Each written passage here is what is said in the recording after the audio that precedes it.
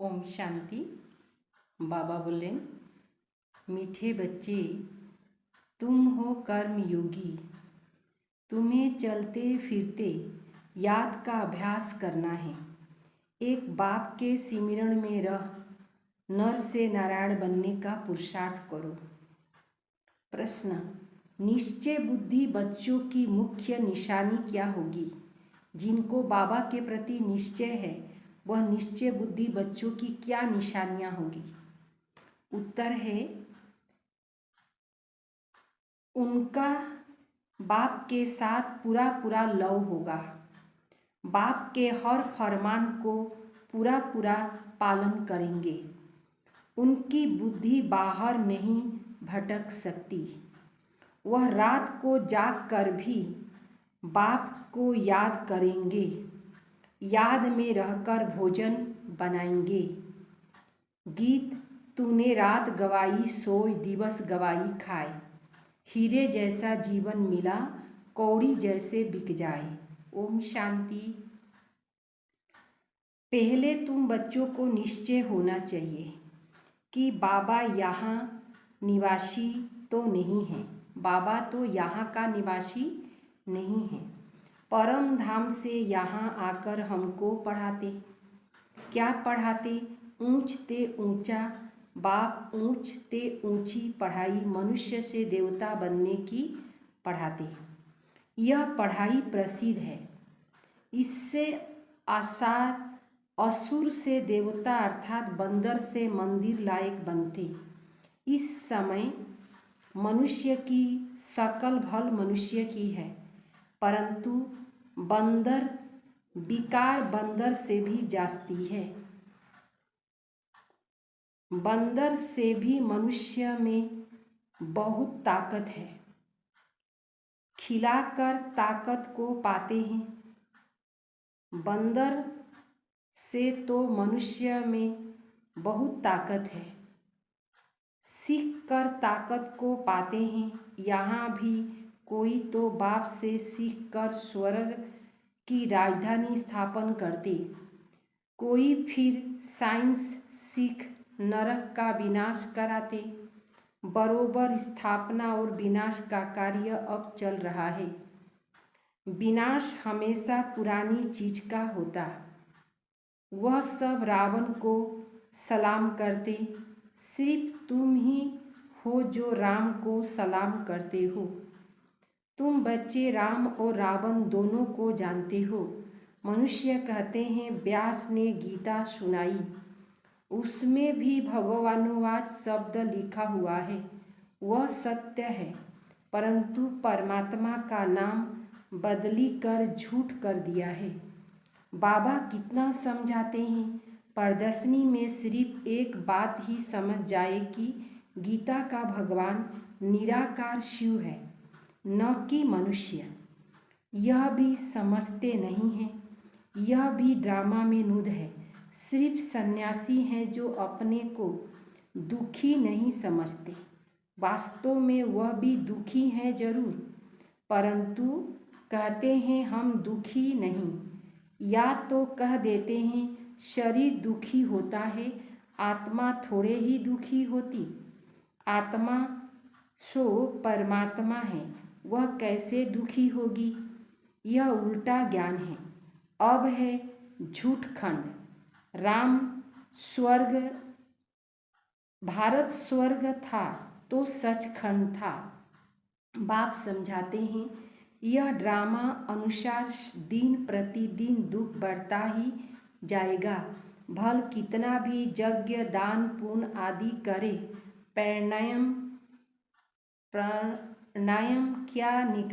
परिणाम क्या निकला? नीचे ही गिरते गए। इस समय 100% भ्रष्टाचारी नरक बन पड़ा है। इसीलिए बाप का आना ही इस समय पर होता है, जबकि सब दुखी है और सब एक्टर्स आ चुके हैं। थोड़े आते भी रहते हैं, मेजॉरिटी आए हुए हैं। अर्जुन अभी तो बहुत लोग दुखी होंगे। भगवान को याद करेंगे, हमको तो भगवान खुद ही पढ़ाते तो कितना अच्छी रीति पढ़ना चाहिए। बाप, टीचर, सदगुरु तीनों ही इकट्ठे मिलते।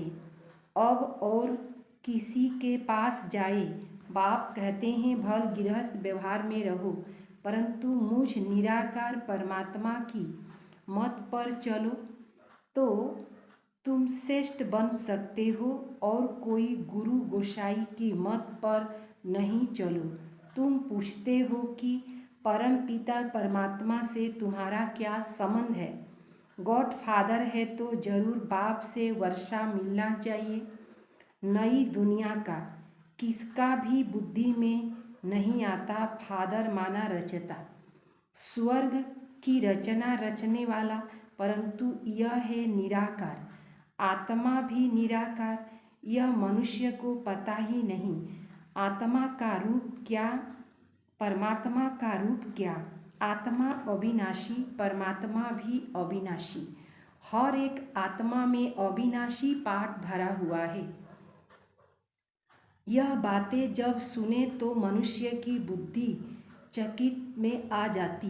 जिन्होंने कल पहले वर्षा लिया वही पुरुषार्थ अनुसार सब बातों को समझ जाए। तुम बच्चों की बुद्धि में पक्का निश्चय है और बाप के साथ लव भी है। शिव बाबा फरमान करते हैं तो खाते पीते मुझे याद करो। याद से विकर्म विनाश होंगे और ऊंच पद भी पाएंगे। कोई तो भल यहाँ बैठे हैं परंतु बुद्धि बाहर भटकती रहती है। जैसे भक्ति मार्ग में होता है, माया का राज्य है ना, बुद्धि बाहर चली जाती है तो धारणा नहीं होती। मुश्किल कोई बाप के फरमान पर चलते हैं। बाप कहते हैं सर पर पापों का बोझ बहुत है, इसीलिए रात को जागकर मुझे याद करो, तुमको बहुत मदद मिलेगी। चलते फिरते भी याद का अभ्यास करो। याद में रहकर भोजन बनाओ, इसमें बड़ी मेहनत है। घड़ी घड़ी भूल जाते, घड़ी घड़ी भूल जाते। बच्चों को अभ्यास बहुत अच्छी रीति करना है। 24 घंटे से 16 घंटे तो फ्री हो, बाकी 8 घंटे योग में जरूर रहना है। तुम हो कर्म योगी। बाप कहते हैं सब कुछ करते मेरे सिमरण में रहो। नर से नारायण बनने का पुरुषार्थ करो तो घर बैठे भी जबरदस्त कमाई कर सकते हो।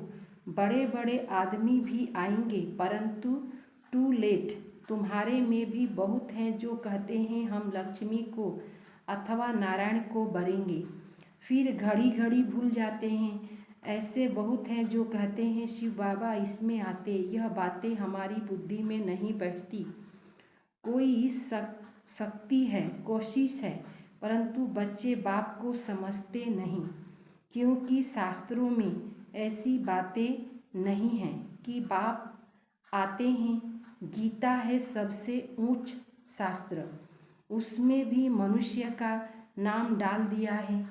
फिर जो ऊंचते ऊंच भगवान है उसका नाम फिर नीचे वाले शास्त्र में कैसे आएंगे। बाप कहते हैं कितनी भूल कर दी है मैंने ही यह रुद्र यज्ञ रचा। कृष्ण को तो कहते हैं श्याम सुंदर, राधे कृष्ण ही लक्ष्मी नारायण बनते हैं।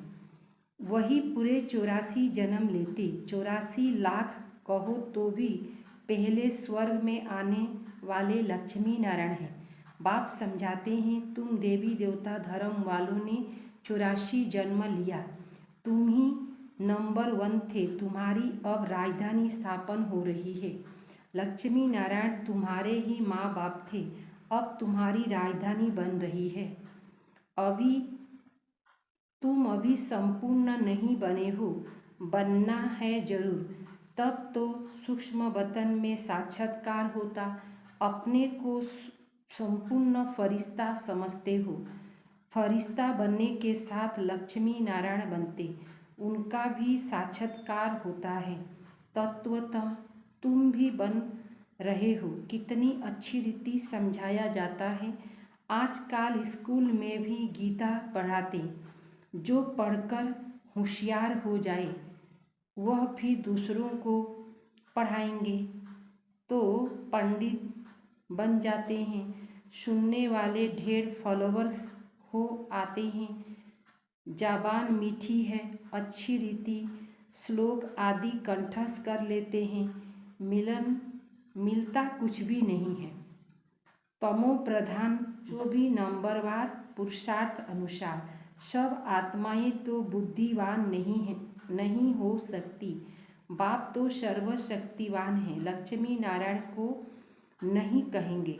शक्ति की बात अभी होती है। अभी तुम राजाई ले रहे हो, अभी तुमको वर मिल रहा है, माना आशीर्वाद। बाप कहते हैं अमर भव, जीते रहो। सतयुग में तुमको काल नहीं खाएगा, वहाँ तो मृत्यु अक्षर ही नहीं।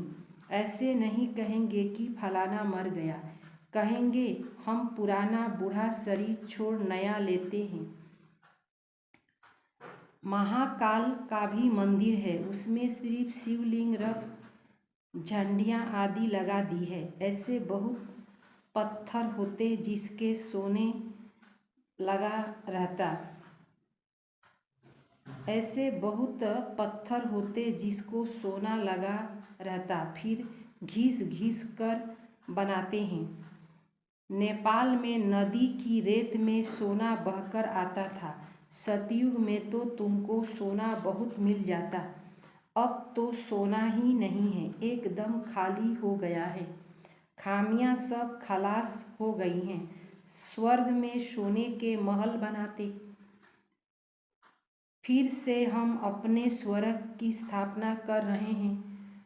ऐसे बहुत बच्चे हैं, लिखते हैं बाबा हम आपके बन गए, कभी देखा भी नहीं था। अभी तुम अमर लोक के लिए शिव बाबा से अमर कथा सुन रहे हो। निश्चय से ही विजयी होते, निश्चय भी पक्का होना चाहिए। अच्छा मीठे मीठे सिकिले दे बच्चों प्रति माता पिता बाप दादा का याद प्यार और गुड मॉर्निंग। रूहानी बाप की रूहानी बच्चों को नमस्ते।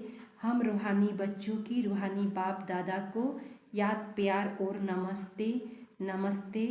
शुक्रिया बाबा शुक्रिया। धारणा के लिए सार। निश्चय बुद्धि बन एक बाप से पूरा पूरा लव रखना है। बाप के मददगार, बाप के फरमान पर चल माया पर जीत पानी है। बाबा का पूरा पूरा फरमान पर चलना है। अगर हम बाबा का फरमान पर चलेंगे तभी हम माया जीत हो सकेंगे। नंबर दूसरा, शरीर निर्वाह अर्थ कर्म करते कर्म योगी बनना है। याद का चार्ट 8 घंटे तक जरूर बनाना है। वरदान, होली हंस बन, व्यर्थ को समर्थ में परिवर्तन करने वाले, फीलिंग प्रूफ भव। सारे दिन में जो व्यर्थ संकल्प, व्यर्थ बोल, व्यर्थ कर्म और व्यर्थ संबंध संपर्क होते, उस व्यर्थ को समर्थ में परिवर्तन कर दो। व्यर्थ को अपनी बुद्धि में स्वीकार नहीं करो। अगर एक व्यर्थ को भी स्वीकार किया तो वह अनेक व्यर्थ का अनुभव कराएगा, जिससे ही कहते हैं फीलिंग आ गई। इसीलिए होली हंसपन, व्यर्थ को समर्थ में परिवर्तन कर दो तो फीलिंग प्रूफ बन जाएंगे। कोई गाली दे, गुस्सा करे, आप उससे शांति का शीतलता जल दो। यह है होली हंस का कर्तव्य। स्लोगन, साधनों के बीच को प्रत्यक्ष करने का साधन है। साधना के बीच को, स्लोगन है साधना के बीच को प्रत्यक्ष करने का साधन है बेहद की वैराग्य वृत्ति। बेहद की वैराग्य वृत्ति होगी तो साधना क्या हो रहा है, साधना प्रत्यक्ष हो जाएगा। ओम